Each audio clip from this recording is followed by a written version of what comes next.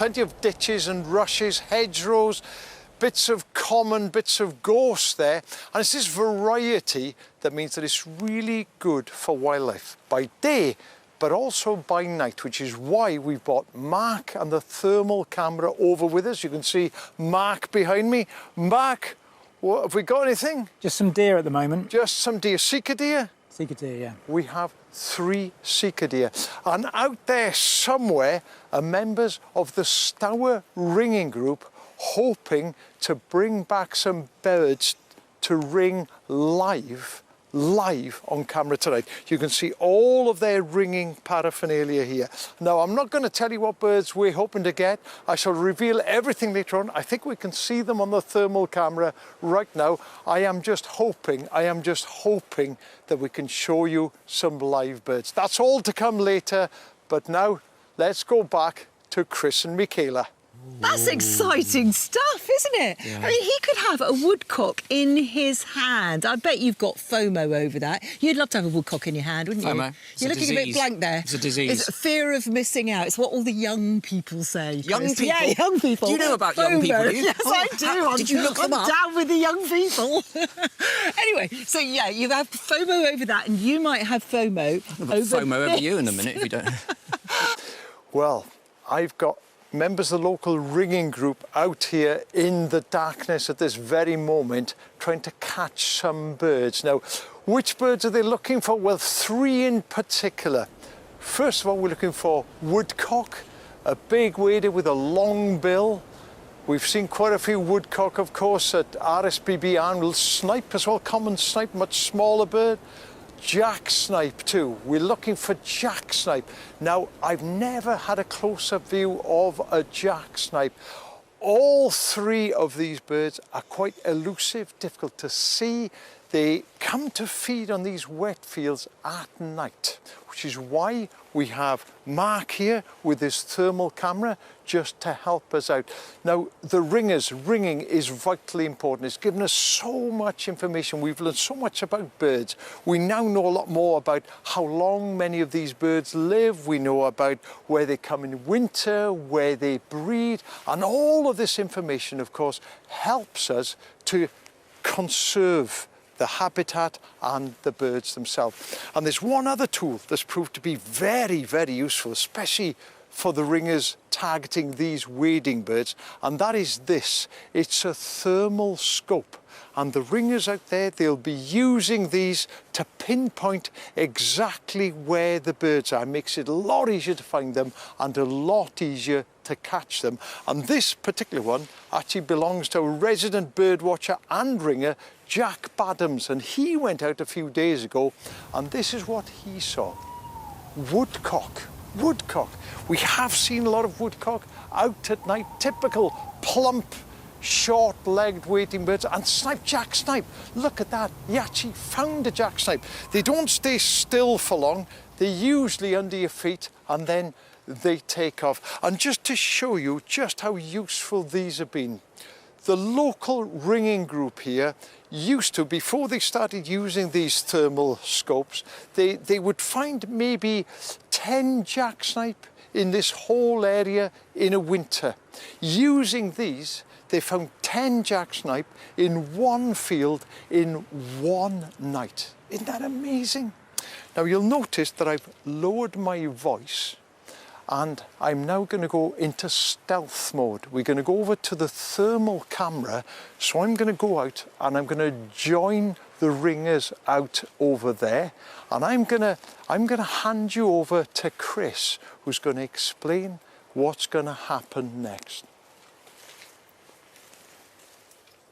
So what Iolo's going to do now is join them out there in the field. They're using those thermal scopes to spot the birds, and then they're going to sneak up on those birds, get to within about 15 metres, and then they turn on a very bright torch and point it at the bird, and this causes it to freeze. It will stay still instead of flying off. Then they'll sneak up with a very large net, gently put that over the top of the bird, and then of course they can capture it. They're all licensed ringers, and this has been tried and tested, and it's guaranteed to not stress catches those birds. However, it's not something that you can rush. We're going to have to leave them to it and join Iolo a little bit later on in the programme. So, for the time being, let's go to Michaela in the teepee, and she's going to tell us an absolutely incredible story. I am indeed, but first of all, can I say that's fab, isn't it? Live at night-time bird ringing. Fingers crossed that they managed to catch something and actually get to ring it. Well, now, look at my face. Do I look smug? I feel smug. I feel smug. Told you we would catch you some birds, didn't I? Come on, I've got Paul and Seb here from the local ringing group. Look at the... Oh, lads, look at Amazing, that. eh? How incredible is that? So, right, OK, common snipe in your hand, Seb, and then this is a Jack Snipe here. I thought the common snipe looked small, but the Jack Snipe, look at the size on that. It's about half the size of the beak, If you look isn't at the size of the body compared to one another, and then you've got the size of the head, length of the bill, very, very different. Jack Snipes are about half the size. They're a tiny, tiny little bird. And it's such a rare occurrence to have the two next to one another like this. When we're doing our workout here at Sunnyside, we get to compare these birds quite frequently. So yeah, it's amazing to see. And the markings are slightly different too, are they, on the head? Yeah, there? so that's one of the features for common snipe and Jack Snipe, is that on the top of common snipe, you've got this central crown stripe just here. Jacks don't have that, but Jack Snipes do have this wonderful camouflage on the back of the bird just here, which they use is when they're sitting low in the grass and you can be stood right next to one and you have no idea it's there. They just look like part of the landscape, just stunning. So would both of these be found in the same areas in that field? Yeah, we've been in research here for about 10 years now, just monitoring these wetlands, and you do get commons and jacks feeding next to one another, but the main thing is commons are a bit more diverse. They can kind of feed in a firmer habitat, a drier habitat. These guys only ever want to be in the water. It's a really interesting trait. They always want to be sat belly deep, either in a tyre track or a hoof print, or, you know, that's filled with water. And that's part of their lifestyle, is they love being in the water. And do you find that these birds come back to the same field year after year? They do, it's amazing. So these are a winter visitor. They arrive in September, kind of then leave again the following April.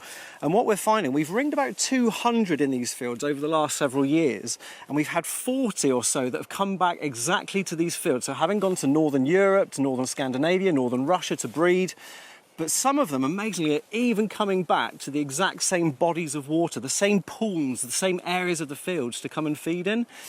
That is phenomenal. That's absolutely phenomenal. Now we had that really cold weather a couple of weeks ago. Yeah.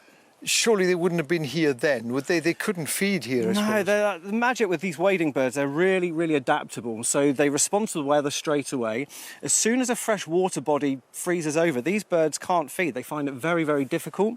So what we found actually with some of these birds, instead of flying miles and miles and miles to go and find another fresh water body, they just go to Poole Harbour. And we actually, a couple of winters ago, found these guys feeding in amongst the dunlin on the shorelines when the rest of the harbour was covered in snow. So yeah, they're really smart. They adapt very quickly. Do you know what is that when I started bird watching, you know, hardly ever heard of Jack Snipes.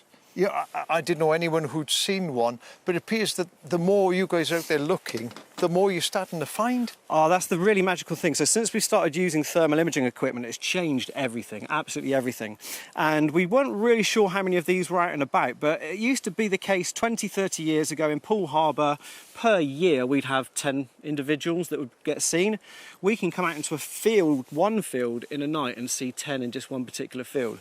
So it's always been estimated that the overwintering population for Jack Snipe is about 100 to 110,000, but I think we'll probably learn over the next decade it's a much, much bigger number than that.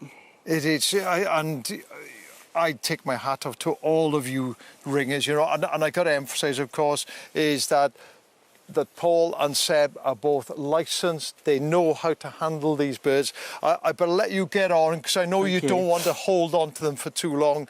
You're going to process them and then you're going to let them go. But I've got to have one last look at two absolutely stonking birds. Look at that. I tell you what, I know one chap who's going to be very, very jealous, and that is going to be Chris Packham. He really is. That is brilliant, lads. Thank you. You're and welcome. Thanks to all the team. That is absolutely fabulous. Oh, hey, how about that? How about that? I tell you what, my heart is beating. My heart is beating.